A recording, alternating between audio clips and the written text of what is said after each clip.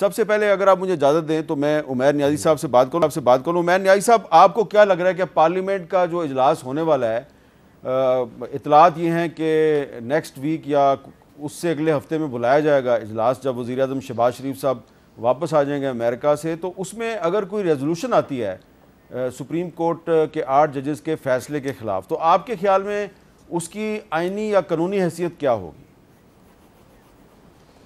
अच्छा जी, देखें, रेजोल्यूशन तो ज़ाहिरी बात है, जैसा आप जिस सिर्फ इंडिकेशन दे रहे हैं वो इनकी बिल्कुल एक हो सकती है प्लानिंग, क्योंकि जिस तरह से स्पीकर नेशनल असम्बली ने ख़त लिखा, स्पीकर प्रोविंशियल असम्बली ने ख़त लिखा, वो बेसिकली क्या कर रहे हैं, स्पेस क्रिएट करना चाहते हैं इलेक्शन कमीशन के लिए, क्योंकि सारे का सारा बर्डन जजमेंट के बाद इलेक्शन कमीशन पे आ गया। अगर जजमेंट के आप पैरा 114 ऑनवर्ड्स देखें तो उन्होंने स्वेयरली क्रिटिसाइज़ किया इलेक्शन कमीशन को कि उसका रोल एक एम्पायर का था, मगर उसने पार्टी बन के इस सारी प्रोसीडिंग में हिस्सा लिया है, और ना सिर्फ पार्टी बन के प्रोसीडिंग में हिस्सा लिया बल्कि इलेक्शन की कॉज को भी डैमेज किया जो उन्होंने फेयर कराना था। तो उसके लिए ये लाएंगे, मगर रेजोल्यूशन जब फ्लोर ऑफ द हाउस पे आएगी तो ज़ाहिरी बात है उधर अपोजिशन को भी बोलने का मौका मिलेगा, उस अपोजिशन ने भी बोलना है। यूनानिमस रेजोल्यूशन तो पास होने ही नहीं लगी, और रेजोल्यूशन आपको जिस तरह से पता है उसकी नौइयत को बाइंडिंग नौइयत की तो होती नहीं है। पार्लियामेंट के फ्लोर पे कितनी रेजोल्यूशन पास होती है, मगर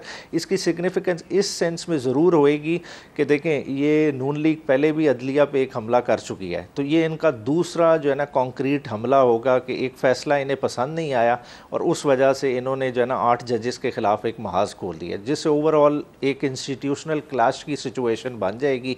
एक हुकूमत और जो है सुप्रीम कोर्ट आमने सामने हो जाएगी, जो कि पाकिस्तान के लिए बहुत ख़तरनाक होगा। अच्छा, एक तरफ हम ये सुन रहे हैं कि कोई रेजोल्यूशन आएगी, साथ ही साथ ये भी बताया जा रहा है कि 26वीं आईनी तरमीम का मसवदा जो है उसको भी दोबारा पेश किया जा सकता है। तो इस पर आज पाकिस्तान तहरीक इंसाफ के चेयरमैन बैरिस्टर गौर खान साहब ने क्या कहा, जरा वो सुन लें। कि ये आईनी तरामीम नहीं है बल्कि गैर आईनी तरामीम है, ये कुछ लोगों को दवाम बख्शने के लिए ये तरामीम लेके आ रहे हैं। हमारा स्ट्रगल मौलाना साहब के साथ होगा। मौलाना साहब एक बड़े ज़ीरक इंसान है, इंशाअल्लाह ताला हमारा ये इतिहाद उनके साथ कंटिन्यू करेगा। हम इन प्रिंसिपल इस बात पे एग्री हो चुके हैं कि आदलिया रिलेटेड जो भी लेजिस्लेशन होगी, चाहे वो लेजिस्लेशन है चाहे वो आइन में तरमीम है, उसमें हमारा इंशाअल्लाह ताला एक मौक़िफ़ होगा। अच्छा, अब दानियाल चौधरी साहब, बिलावल साहब कह रहे हैं कि हमने कॉन्स्टिट्यूशनल कोर्ट बनानी है और हर सूरत में बनानी है, ज़ाहिरी बात है उसके लिए तो कॉन्स्टिट्यूशनल अमेंडमेंट की ज़रूरत है।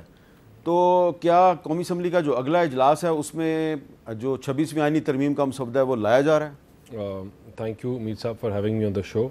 मीर साहब, पहले तो मैं अगर आप 1 मिनट दें, मैं अगर ये आपको जवाब दे दूँ।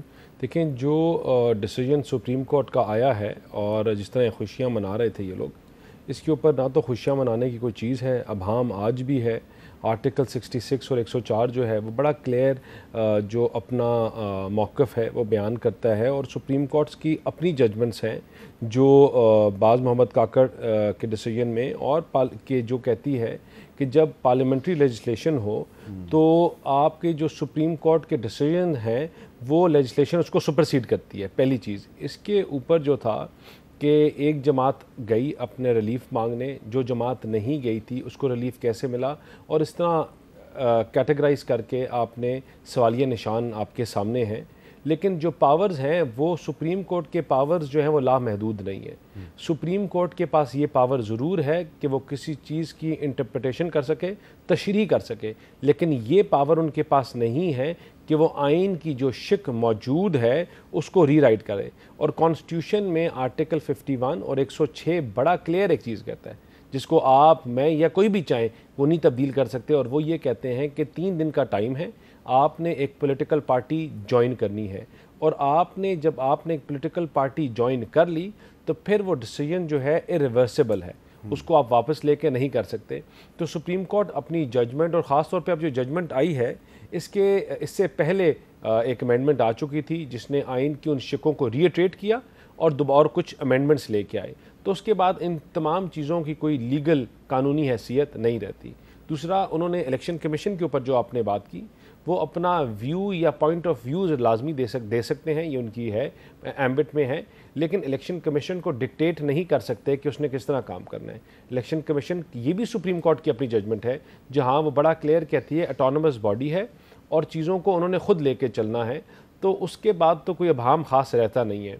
और जहाँ तक हमारी अपील्स हैं, देखिए, हमारी अपील और पीपल्स पार्टी की अपील जो थी वो 15 जुलाई को हमारी थी और 23 जुलाई को पीपल्स पार्टी की अपील थी जो नज़रसानी की, वो आज तक पेंडिंग है। और इन तमाम चीज़ों की उसकी रोशनी में हम बड़े क्लियर भी हैं और हमें ये भी बड़ा यकीन है कि जो अभी अप्रीहेंशन या चीज़ें थोड़ी सी और कन्फ्यूजन क्रिएट हो गई है क्योंकि इस डिसीजन के बाद, ये डिटेल ऑर्डर आने के बाद, वो तमाम चीज़ें जो हैं उस अपील में क्लियर हो जाएंगी। 26वीं आईनी तरमीम ला रहे हैं या नहीं ला रहे? देखें, आईनी तरमीम जो है वो पार्लियामान का राइट है और हम इंशाल्लाह बहुत जल्द तरमीम लेके आएंगे। और वो क्यों लेके आएंगे? वो इसलिए लेके आएंगे कि पाकिस्तान में आज 25,000 30,000 से ज़्यादा केसेस बैकलॉग। वो आपकी बात बिल्कुल ठीक है, लेकिन तहरीक इंसाफ का दावा है कि मौलाना फजलुर रहमान साहब आपके साथ नहीं, उनके साथ है। मौलाना फजलुर रहमान, कौन से फजलुर रहमान की बात कर रहे हैं जिन्होंने 2 दिन पहले इंटरव्यू में कहा कि मैं डे 1 से कह रहा हूँ कि इमरान खान उसका इजराइल का एजेंट है? उसी मौलाना की बात कर रहे हैं जिनको ये मौलाना डीजल कहते थे। देखें, इनकी कभी भी, मौलाना साहब एक ज़ीरक सियासतदान हैं और उनको पता है कि इस टाइम पे 2 सोचें हैं पाकिस्तान में। एक है जलाओ गिराओ, तफरीक, नफ़रत और पाकिस्तान को बंद करने की, और दूसरी सोच है पाकिस्तान को आगे ले जाने की, पाकिस्तान को बेहतरी की तरफ ले जाने की। मौलाना साहब का ये फ़ैसला होगा ये किस पाकिस्तान को वोट देंगे, और मुझे बड़ी उम्मीद है कि वो अपनी ज़ीरक सियासतदान है और इंशाअल्लाह वो right side of the history. आपकी उम्मीद भी मौलाना फजलुर रहमान से है, तहरीक इंसाफ की उम्मीद भी मौलाना फजलुर रहमान से है। लेकिन बैरिस्टर उमैर नियाज़ी साहब, ये जो अब सुप्रीम कोर्ट ने 30 सितंबर को केस लगा दिया है आर्टिकल 63A वाला, तो अगर सुप्रीम कोर्ट जो है वो आर्टिकल 63A में जो सुप्रीम कोर्ट का साबका फैसला है उसको बदल देती है, तो फिर आपको प्रॉब्लम नहीं हो जाएगी? देखिए, प्रॉब्लम हमें क्या होनी है, देखिए हमारे साथ जो जुल्म होना था वो 8 फरवरी को हो गया। 80 से ज़्यादा सीटें छीनी गई जो आज तक डिसाइड नहीं हो रही। रिज़र्व सीटें सुप्रीम कोर्ट के फैसला आने के बावजूद उस पर इम्प्लीमेंट नहीं हो रहा और कंटिन्यूस एक कंटेम्प्ट तमाम इदारे कर रहे हैं सुप्रीम कोर्ट की, वो अपनी जगह पर मौजूद है। अब देखें नीयत क्या है, कहते हैं हमने निज़ाम की बेहतरी लानी है, और निज़ाम की बेहतरी किस जुर्म की बेस पर लानी है? क्या लोगों को छांगा मांगा की सियासत करके आईनी तरमीम लानी है? तो फिर तो बहुत ही माशाअल्लाह है जिस तरह की पॉलिटिक्स कर रहे हैं।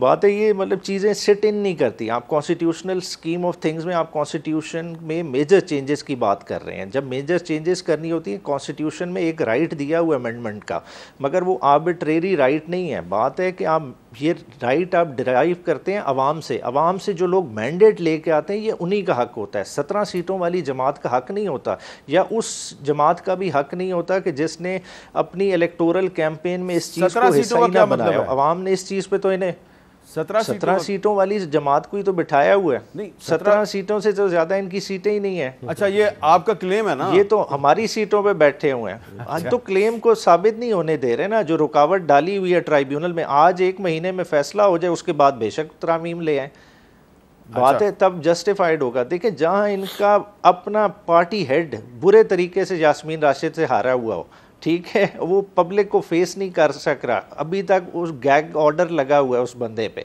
तो उससे एक्सपेक्ट कर रहे हैं कि वो आईनी तरमीम लाएंगे, तो मतलब ये तो बहुत शर्मनाक बात है।